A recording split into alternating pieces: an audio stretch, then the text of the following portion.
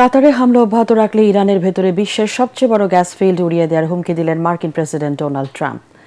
Truth সোশ্যালের এক বার্তায় Trump বলেন, নির্বিচারে কাতারের এলএনজি গ্যাস ক্ষেত্রে তেহরানের হামলা চলতে থাকলে পার্সের দক্ষিণাঞ্চলে গোটা গ্যাস ক্ষেত্রটি সম্পূর্ণ ধ্বংস করে দেওয়া হবে। এ সময় তিনি দাবি করেন, বুধবার ওই পার্সে ইসরায়েলি হামলার বিষয়ে তিনি কিছুই জানতেন না।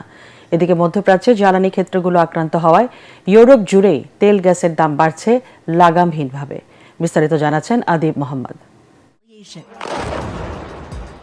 ইরানের বিরুদ্ধে ইসরায়েল ও যুক্তরাষ্ট্রের যৌথ আগ্রাসন ৩ সপ্তাহ পার হতে চলেছে। প্রথম দিকে সুপ্রিম লিডার আয়াতুল্লাহ আলী খামেনিকে হত্যার মধ্য দিয়ে দেশটির নেতৃত্বে শূন্যতা তৈরি করে নিজেদের পছন্দমতো পুতুল সরকার বসানোর পরিকল্পনা করে ওয়াশিংটন ও তেল আভিভ। এরপর দেশটির ক্ষেপণাস্ত্র সহ সামরিক সক্ষমতা পুরোপুরি ধ্বংসের লক্ষ্যে যুদ্ধবিমান থেকে নির্বিচারে বোমা ফেলছে দুই আগ্রাসী শক্তি। কিন্তু ড্রোন ও বিভিন্ন পাল্লার মিসাইল দিয়ে ইসরায়েল ও উপসাগরীয় অঞ্চলে মার্কিন ঘাঁটি থাকা দেশগুলোতে তেহরানের পাল্টা হামলায় ওয়াশিংটন ও তেল আভিভকে ভীষণ দুশ্চিন্তায় পড়ে যেতে হয়েছে, যে কারণে এবার তেল সমৃদ্ধ ইরানের জ্বালানি ক্ষেত্রগুলো টার্গেট করেছে ইসরায়েল। বুধবার আইডিএফ বিশ্বের সবচেয়ে বড় গ্যাস ক্ষেত্র ইরানের পার্সে বিমান হামলা চালিয়েছে। আন্তর্জাতিক গণমাধ্যমে গ্যাস ক্ষেত্রটিতে আগুন জ্বলতে দেখা গেছে। ক্ষুব্ধ তেহরান পাল্টা হামলা চালায় কাতারের এলএনজি ক্ষেত্রেও। সেখানেও বেশ কিছু জায়গায় আগুনের কুণ্ডলি ও ধোঁয়া উঠতে দেখা গেছে। এই যখন অবস্থা, তখন ভীষণ ক্ষুব্ধ হয়েছেন মার্কিন প্রেসিডেন্ট ডোনাল্ড ট্রাম্প।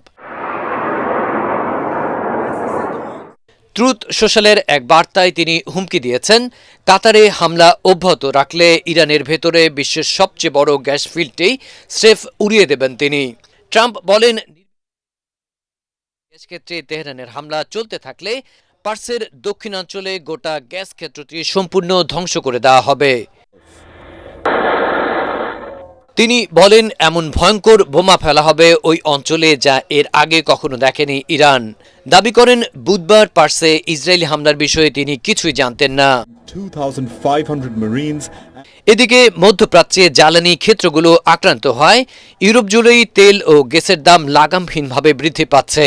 বৃহস্পতিবার সকালে ব্রিটেন সহ মহাদেশটির অধিকাংশ দেশে এক ধাক্কায় তেল ও গ্যাসের দাম 25% বৃদ্ধি পায়। যদিও পরে তা কিছুটা কমে আসে, তবে দিন শেষে ইউরোপ জুড়ে জ্বালানির দামে অস্থিরতা দেখা গেছে। ওদিকে কাতারের এলএনজি গ্যাসের উপর দক্ষিণ এশিয়ার অনেক দেশ নির্ভরশীল হয় এই অঞ্চলেও তীব্র জ্বালানি সংকট দেখা যেতে পারে বলে সতর্ক করেছেন বিশ্লেষকরা। আদিব মোহাম্মদ, ATN বাংলা।